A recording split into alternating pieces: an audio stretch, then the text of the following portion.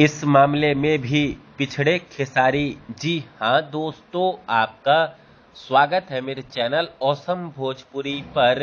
Video को पूरा देखिएगा। वीडियो पसंद आए तो वीडियो को लाइक और चैनल को सब्सक्राइब कीजिएगा। दोस्तों, जब से खेसारी जी ने नामांकन भरा है इस साल बिहार में होने वाले विधानसभा चुनाव में विधानसभा चुनाव लड़ने के लिए, तब से ही दोस्तों एक खबर सोशल मीडिया पर खूब फैल रही है कि खेसारी जी की कुल लीगल संपत्ति 24 करोड़ है। वहीं अधिकतर यूट्यूबर पवन सिंह की कुल संपत्ति 17 करोड़ बता रहे हैं। वो सारे यूट्यूबर भाई बता रहे हैं कि संपत्ति के मामले में खेसारी जी के सामने पवन सिंह नहीं टिकते हैं। तो दोस्तों, इस बारे में मैं आप लोगों को बता दूं कि वो लोग जो पवन सिंह की कुल संपत्ति 17 करोड़ बता रहे हैं, पवन सिंह की वो संपत्ति लगभग 2 साल पहले थी।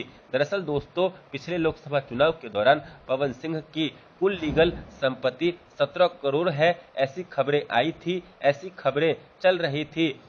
दोस्तों, कुछ यूट्यूबर भाई लोग पवन सिंह की जो कुल लीगल संपत्ति लगभग 2 साल पहले थी, उसकी तुलना खेसारी जी के आज के कुल लीगल संपत्ति से कर रहे हैं। इसी आधार पर ये लोग बता रहे हैं कि संपत्ति के मामले में पवन सिंह खेसारी जी के सामने नहीं टिकते हैं, जो कि गलत है।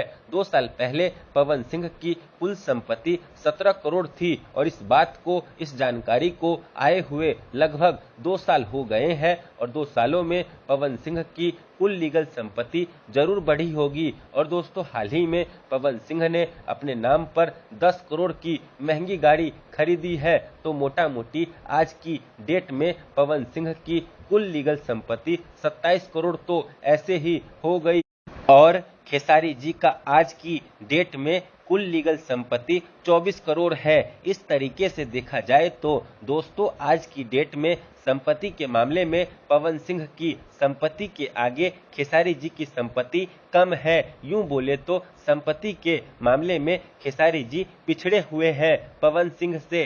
खैर, इन दोनों की इस लीगल संपत्ति के बारे में आप क्या सोचते हैं, कमेंट करके जरूर बताइएगा। धन्यवाद।